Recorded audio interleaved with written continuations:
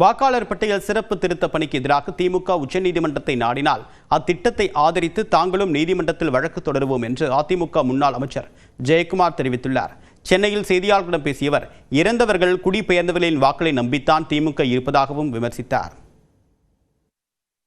எல்லா தொகுதியிலும் இன்னைக்கு தமிழ்நாட்டை பொறுத்தவரை இன்னைக்கு இறந்தவர்கள், குடிபெயர்ந்தவர்கள், விலாசம் இல்லாதவர்கள், வேறு தொகுதிக்குரியவர்கள், டபுள் என்ட்ரி இருக்கக்கூடாது, இதெல்லாம் இருக்க வேண்டும் என்பதற்காகவே இன்னைக்கு பார்த்தீங்கன்னா இந்த சார் இன்னைக்கு பண்ணிட்டாங்க. நாளையிலேருந்து 4ஆம் தேதி ஸ்டார்ட் ஆகுது இன்னைக்கு.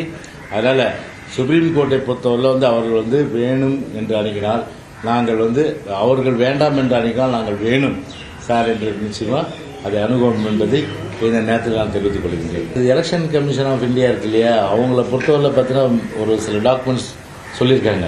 இதில் பல நாம்ஸ் இருக்குது. ஸோ எல்லா வாய்ப்புகளும் கொடுக்குறாங்க. கொடுக்கும்போது பயப்பட வேண்டிய அவசியம் இல்லை. அதனால வேண்டுமென்று இது ஒரு மக்கள் திசை திரும்ப செய்தான்.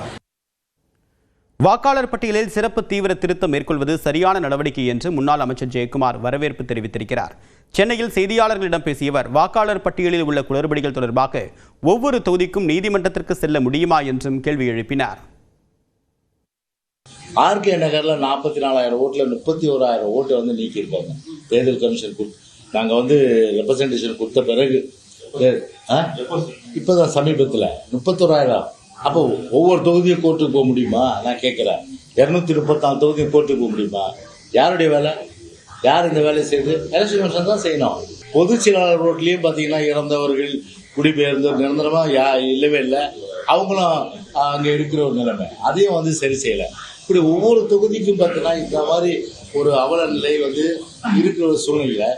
அதெல்லாம் ஒரு எலெக்ஷன் கமிஷனை பொறுத்தவரை ஒரு சரியான ஒரு நேரமா அந்த ஸ்பெஷல் இன்டென்சிவ் ரிவிஷன் தீவிர சுருக்குமுறை திருத்தத்தை எடுத்திருப்பது ஒரு நல்ல விஷயம். நகராட்சி நிர்வாகம் மற்றும் குடிநீர் வழங்கல் துறை பணி நியமனத்தில் நிகழ்ந்த ஊழலை மறைக்கவே வாக்காளர் பட்டியல் சிறப்பு தீவிர திருத்த பணியை திமுக எதிர்ப்பதாக மத்திய இணையமைச்சர் எல் முருகன் குற்றம் சாட்டியுள்ளார். சென்னையில் செய்தியாளர்களிடம் பேசிய அவர், இந்த வழக்கை சிபிஐ விசாரிக்க வேண்டும் என்று வலியுறுத்தினார்.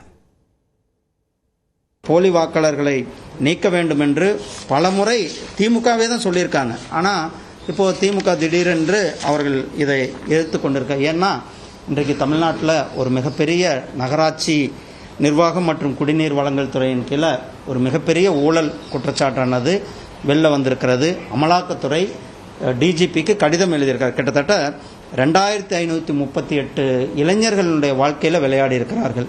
ஸோ அந்த பெரிய ஒரு ஊழல் இன்றைக்கு தமிழகத்தில் மக்கள் மத்தியில் மக்களினுடைய கோபம், இளைஞர்களுடைய கோபம் திமுக மேலே திரும்பி இருக்கிறது. ஸோ திமுக இதையெல்லாம் திசை திருப்புவதற்காக இப்படி இந்த எஸ்ஐஆரை எதிர்க்கிறன்ற இந்த போலி நாடகத்தை நடத்தி கொண்டிருக்கிறார்கள். சென்னையில் அதிமுக தகவல் தொழில்நுட்ப பிரிவு மாவட்ட பொறுப்பாளர்களுடன் 2வது நாளாக அந்த கட்சியின் பொதுச் செயலாளர் எடப்பாடி பழனிசாமி ஆலோசனை மேற்கொண்டு வருகிறார். சென்னை ராயப்பேட்டையில் உள்ள அதிமுக தலைமை அலுவலகத்தில் நடைபெறக்கூடிய கூட்டத்தில் சேலம், தருமபுரி, கிருஷ்ணகிரி, நாமக்கல், ஈரோடு மாவட்ட பொறுப்பாளர்கள் பங்கேற்றுள்ளனர். திருப்பூர், கோவை, நீலகிரி, கரூர் மாவட்ட பொறுப்பாளர்களும் கலந்து கொண்டுள்ளனர். எடப்பாடி பழனிசாமி தலைமையில் நடைபெற்று வரக்கூடிய கூட்டத்தில் அந்தந்த மாவட்டங்களில் நடைபெறக்கூடிய கட்சி வளர்ச்சிப் பணிகள், கட்சியின் சாதக பாதகங்கள், வெற்றி வாய்ப்புகள் உள்ளிட்டவை குறித்து கேட்டறிந்ததாகவும் தகவல் வெளியாகியுள்ளது.